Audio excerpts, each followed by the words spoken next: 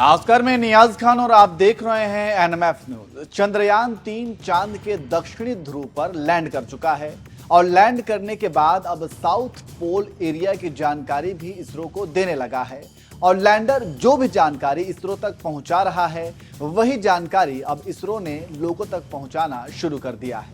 इसी कड़ी में चंद्रयान 3 में लगा एक यंत्र दक्षिणी ध्रुव के सतह को लेकर पूरी दुनिया के सामने एक बड़ा खुलासा किया है, जिसे जानकर आप दंग रह जाएंगे। दरअसल चांद की सतह पर, सतह के ऊपर और सतह के 10 सेंटीमीटर नीचे तक का तापमान नापने के लिए विक्रम लैंडर में एक यंत्र लगा है जिसका नाम है चास्टे। इस यंत्र का काम यही है कि वह चांद की सतह के तापमान का ध्यान रखे। एक तरह से इस यंत्र को थर्मामीटर भी कह सकते हैं। और इसी यंत्र ने इसरो को एक बहुत बड़ी जानकारी दी है, जिसको इसरो ने ट्वीट करके साझा भी किया है।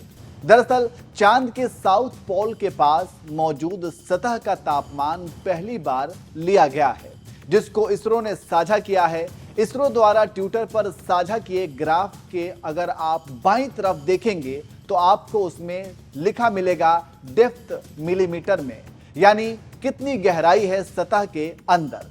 चास्टे को बाएं तरफ 0 पर रखा गया है, यानी वहां तापमान 50 से 60 डिग्री सेल्सियस के बीच है, जो ग्राफ में नीचे बाएं से दाएं घटते से बढ़ते क्रम में है। नारंगी रंग की लाइन पर नीले बिंदु चांद की सतह का तापमान बताते हैं।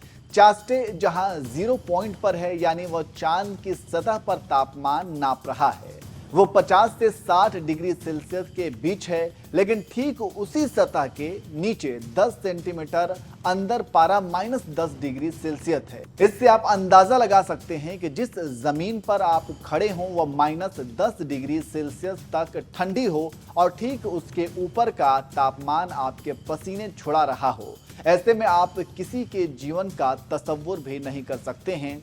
और जैसे जैसे आप सतह की गहराई में जाएंगे वैसे वैसे तापमान कम होता चला जाएगा। आपको बता दें कि चास्टे को विक्रम साराभाई सेंटर और अहमदाबाद की फिजिकल रिसर्च लेबोरेटरी के साइंटिस्ट ने मिलकर बनाया है और ये चांद के ऊपर प्रॉपर काम करना शुरू भी कर दिया है और चांद के कई रहस्यों का खुलासा भी कर रहा है। तो इस तरह से आप समझ सकते हैं कि चांद पर मौजूद चंद्रयान 3 में लगे कई यंत्रों ने अपना अपना काम करना भी शुरू कर दिया है और आने वाले समय में भारत के इसरो के पास ऐसी जानकारियां होंगी जो किसी भी दूसरे देश के पास नहीं होंगी।